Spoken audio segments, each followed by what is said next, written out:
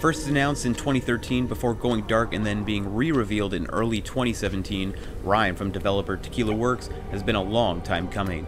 Awakening as a young boy on a strange beach, shipwrecked and alone, questions instantly popped into my head.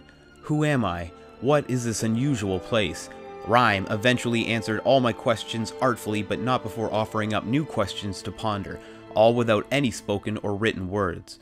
The story, one of love and loss, is exclusively told through the environments and the actions of the player, masterfully tugging at your heartstrings and never letting go.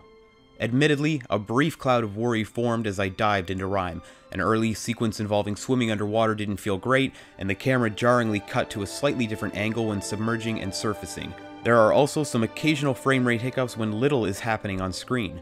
Multiple early flags popped up in my head, but it didn't take long for Tequila Works' latest to squash my concerns. By the end of my first hour with the game, I was completely invested in unearthing the ultimate truth behind the world of Rime and the mysterious figure in red who calls to me with nothing more than their presence.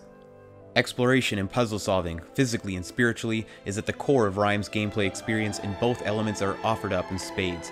There are 5 distinct levels with multiple hidden items to find, and while none of the environments seem overly large at first, once the campaign was complete and I viewed my stats, I realized how little I had actually discovered. Supplemental story material, multiple outfits, and other collectibles can be found in the many nooks and crannies of Rime's environments, enticing me to return to each level once the credits had rolled on my roughly 6-hour journey.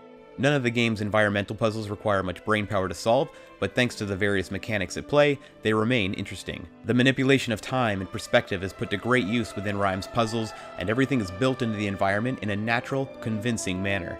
You'll certainly have a few aha moments, but you'll never be left scratching your head, which keeps the proceedings moving along at a nice pace. There is no real combat to speak of, but you'll need to defend yourself at multiple points along the quest. Controls are simple and intuitive, and running around environments, climbing up obviously marked ledges, and leaping across the platforming sections is generally a fun experience. As teased earlier, swimming underwater is the only aspect of the core gameplay that registers as subpar, feeling a little like swimming used to feel in video games before analog controllers were all the rage. Awkward and ungraceful. Visually speaking, Rime takes cues from games such as The Witness and The Wind Waker, with a simple yet meticulous low-poly look coated in beautifully vibrant splashes of paint. Environments are loaded with points of interest, and everything looks lovingly handcrafted and placed in each scene. The lighting is often striking, especially when scrubbing through time quickly with Rime's time-shifting puzzles. Not every object casts a shadow though, so there are a few flat-looking objects here and there, but overall the art direction is stellar.